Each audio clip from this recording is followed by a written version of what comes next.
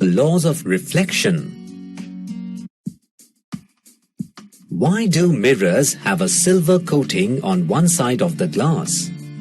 It is because highly polished metal surfaces reflect light when it is incident on them. In this animation, we will learn about the reflection of light on a plane mirror, what governs the reflection of light, and how images are formed in a plane mirror.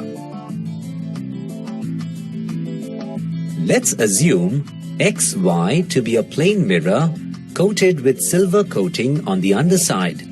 Let a ray of light AO be incident on XY. The light is reflected along OB. Let's now draw a normal ON at the point of incidence.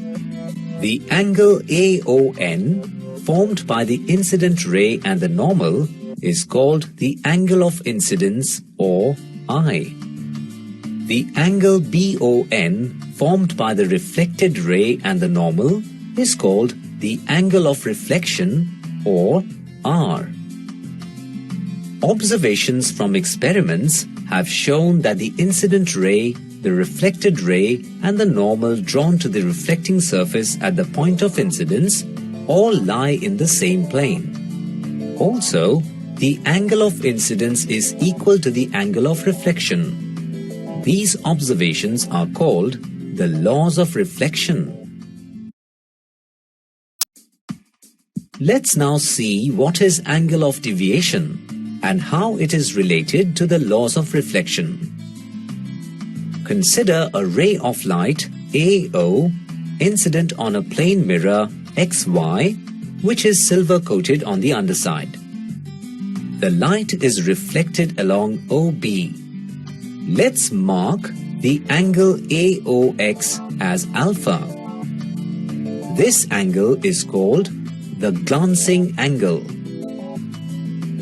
According to the laws of reflection, the angle of incidence is equal to the angle of reflection. Hence, the angle BOY can also be marked as alpha and can be called as the glancing angle.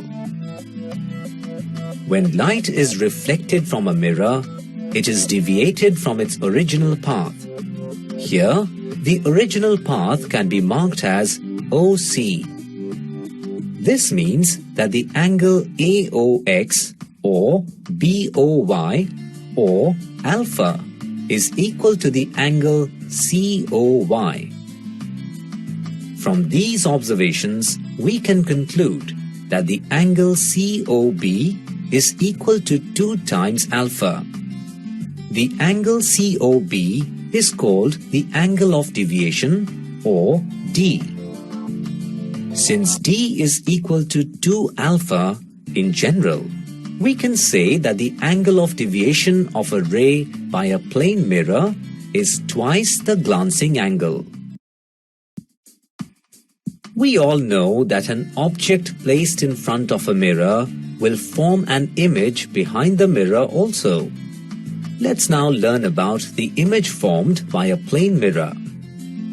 Let's consider a plane mirror M placed vertically.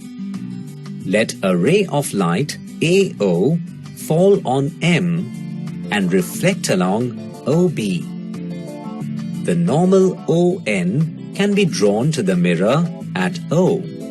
According to the laws of reflection, the angle of incidence AON is equal to the angle of reflection BON. Assume that another ray AD is incident normally on the mirror at D. This ray will reflect back along DA. If we join the lines BO and AD backwards, it will meet at I, which is the backside or the underside of the plane mirror. This explains why rays reflected from M appear to come from behind the mirror. We can observe that the angle AON is equal to angle DAO as they are alternate angles. Also, the corresponding angles BON and DIO are equal. This implies that the angles DAO and DIO are equal.